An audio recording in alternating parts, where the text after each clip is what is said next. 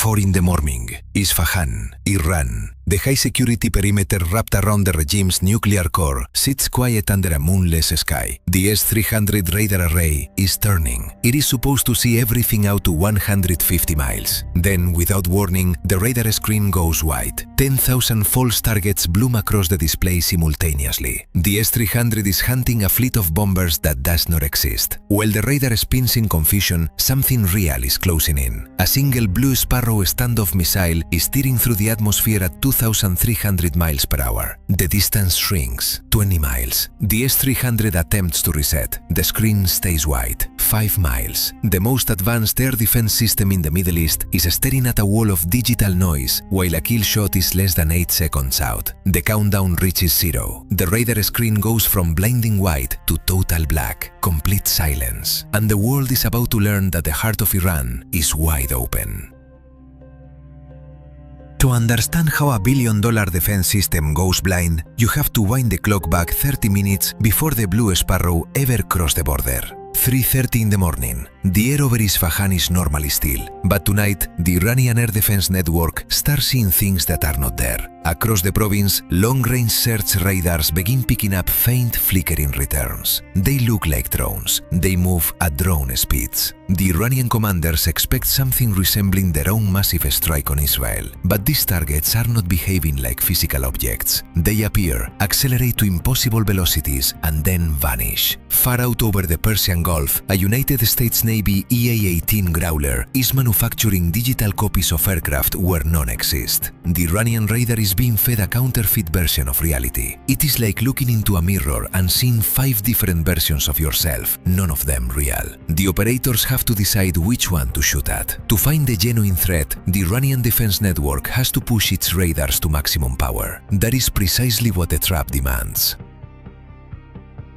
By cranking the power up, the Iranians are essentially broadcasting their exact location into the darkness. The reason they are so desperate to chase these ghosts comes down to one simple fact. Isfahan is the vault. If Tehran is the head of the regime, Isfahan is its heart. It holds the 8th Tactical Airbase and sits just miles from the Natanz nuclear enrichment facility. If a single missile gets through here, the regime's nuclear ambitions go up in flames. At 3:45 in the morning, suspicion tips over into frantic kinetic panic. The Iranian commanders cannot wait any longer. They conclude the ghost returns are a massive swarm of suicide drones. They give the order to fire. The ground around Isfahan physically shakes. Massive canisters on the backs of transport vehicles swing upward. The S-300 launch sequence initiates. The Gravestone radar array, a $100 million Russian-built eye, is the crown jewel of Iran's air defense. With a roar audible for miles, 48 November 6 Echo 2 interceptor missiles erupt from their tubes. One launches, then another, then 4 more in rapid succession.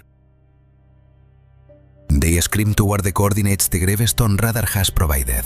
They reach the intercept points. Proximity fuses trigger. The missiles explode in massive balls of fragmentation and fire. The sky over Isfahan lights up like noon. But there is no debris, no falling wings, no secondary detonations. The million-dollar missiles have just hit empty air. Every Iranian missile that launches opens a gap in their defense. They are burning through their best ammunition to kill digital hallucinations.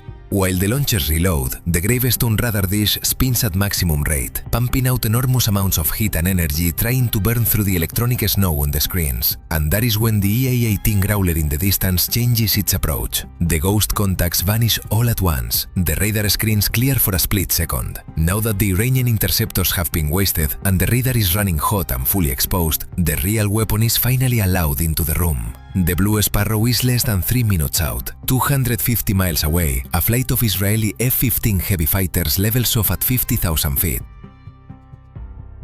Under the wing of the lit aircraft, a massive shape shifts against the dark sky. This is the Blue Sparrow. The pilot presses a single button. The steel shackles holding the missile snap open. For a fraction of a second it simply falls, tumbling away from the jet's belly through thin air. Then the computer takes over. The Blue Sparrow is a standoff weapon. The Israeli jets never have to enter Iranian airspace. They fire from well outside the border and hit the front door. The Iranians are searching the radar for jets, but the jets are hundreds of miles away, safe behind behind the horizon. The missile arcs up toward the edge of space, crossing the border high above. It knows exactly where the 8th Tactical Airbase is because it has memorized the shape of the mountains surrounding Isfahan. But the S-300 is not finished. As the Blue Sparrow begins its long, screaming dive toward the target, the Iranian radar finally manages to filter out some of the electronic noise produced by the Growler. The gravestone dish sends out a massive, invisible pulse of energy searching the sky. Inside the missile, a small sensor detects that radar beam. The Blue Sparrow knows it has been spotted. Rather than panic maneuvering, the missile does something cold and precise. It adjusts its flight path by just a few degrees. It is now riding the Iranian radar beam. Every pulse of energy the S-300 emits to find the missile is acting like a lighthouse guiding the weapon straight back to its source. The distance keeps closing. 100 miles. The Iranian crew sees a single small dot on their screen moving faster than anything they have ever tracked. They recognize this as a carrier-killer class projectile. They prepare to fire their last remaining interceptors. The launchers begin to rotate. The massive canisters hiss as hydraulic pressure builds. The world is seconds from a Mach 6 collision in the upper atmosphere. But the Iranians are only looking up. They have no idea the real threat is already inside the fence. While the Blue Sparrow screams down from altitude, a completely different kind of weapon is waking up 3 miles from the base. In a quiet industrial lot on the outskirts of Isfahan, 3 small black shapes rise into the air. They are off-the-shelf quadcopters, the kind available at any hobby shop, but they have been modified. Each carries a 3-pound-shaped charge, explosive designed to punch through 6 inches of solid steel. They are flying under the radar, literally. The S-300 is built to track high-flying jets and fast missiles. It is physically incapable of detecting a plastic drone flying 10 feet above the power lines. While the most expensive defense system in the region is scanning the horizon for a massive strike, these small machines are coming from the neighborhood next door. It is like a castle with enormous walls being brought down by termites working from the inside. The drones reach the perimeter fence of the 8th Tactical Airbase and head directly for the gravestone radar van. The van is a trailer packed with millions of dollars of delicate computers and cooling equipment. Without it, the missile launchers are nothing but expensive metal tubes. The first drone hovers for a moment, its camera locking onto the large cooling vents along the side of the radar van. Those vents are the only thing keeping the system from melting under the heat of its own operation. The drone lunges forward and flies directly into the spinning intake fan. The plastic rotors shatter, but the explosive charge fires. A jet of molten copper tears through the cooling unit, severing refrigerant lines and shredding the main power trunk. The second drone follows immediately. It strikes the gravestone antenna itself, slamming into the delicate phase shifters, the thousands of small elements that allow the radar to steer its beam. Think of the radar dish as a giant eye. The drone has just thrown a fistful of sand directly into its pupil. The system is still standing, but it is clutching its face and cannot see the blow coming for its jaw. The third drone hits the secondary power generator. The ground around the S-300 battery is now a scene of black smoke and screaming alarms. The gravestone antenna, which was seconds away from locking onto the incoming Blue Sparrow, suddenly goes still. The motors driving the dish grind to a halt with a deafening screech of metal on metal. The Iranian crew is blind, deaf, and helpless. They check their manual backup scopes. The Blue Sparrow is now only 20 miles out. At 2,300 miles per hour, 20 miles is nothing. It is a heartbeat. The Iranian commanders attempt to fire their interceptors manually, but the link is dead. The drones have severed the nervous system of the battery. The missiles stay in their tubes, useless. High above, the Blue Sparrow senses that the radar beam it was riding has disappeared. It has already memorized the last known coordinate of that signal. It switches from beam riding mode to terminal optical guidance. The missile adjusts its fins. To the people on the ground, it sounds like the sky is being torn open. The S-300 operators have exactly 4 seconds. The Blue Sparrow penetrates the reinforced roof of the van, travels through the main computer bank, and buries itself 3 feet into the concrete pad beneath the vehicle before the warhead detonates. The $100 million crown jewel of the Iranian regime is vaporized. The gravestone antenna is thrown into the air like a scrap of paper, glowing red as it disintegrates. When the warhead detonates, it releases a pressure wave that moves faster than sound through the airbase. The steel frame of the radar van peels back like a tin can, but the real chaos arrives 3 seconds later.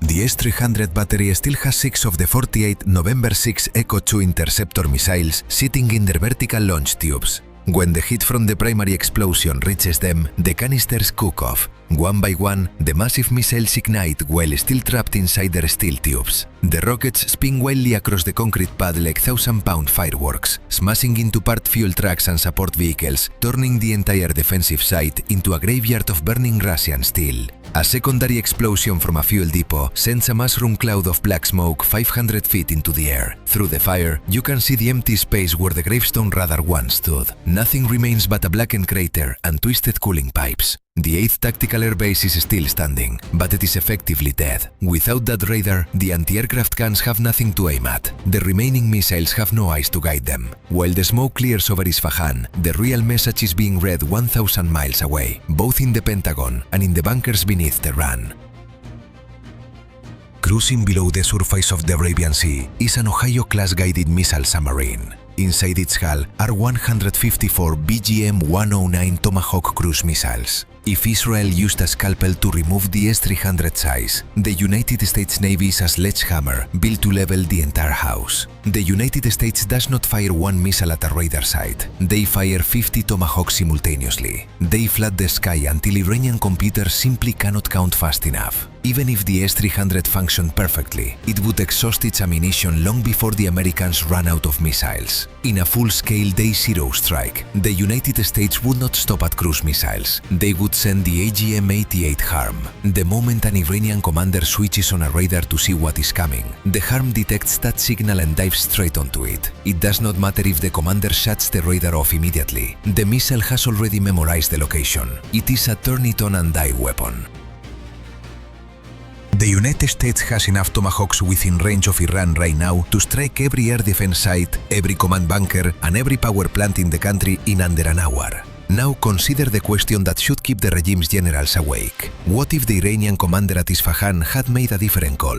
What if, the moment the ghost contacts appeared on his screen, he had ordered a complete blackout, switching off every radar and every radio on the base? If the gravestone had stayed dark, the Blue Sparrow would have lost its lighthouse. The missile would have been forced to rely entirely on its internal maps. It would have been less precise. Perhaps it would have missed the radar ban and struck an empty patch of ground. But think about the trap underneath that choice. If the radar is off, the sky is completely open. While the Iranians are sitting in the dark trying to stay hidden, a flight of F-35 stealth jets could be 10 miles away, and the Iranians would never know. By shutting the radar down to protect the system, they would have invited a far larger disaster. That is the nightmare of modern air defense. Switch the radar on and a Blue Sparrow kills you. Switch it off and the stealth jets walk straight through the front door. There was no correct move. The moment the S-300 was targeted, it was already over. The only question remaining is where the next ghost will appear and whether the regime will have a radar left to see it.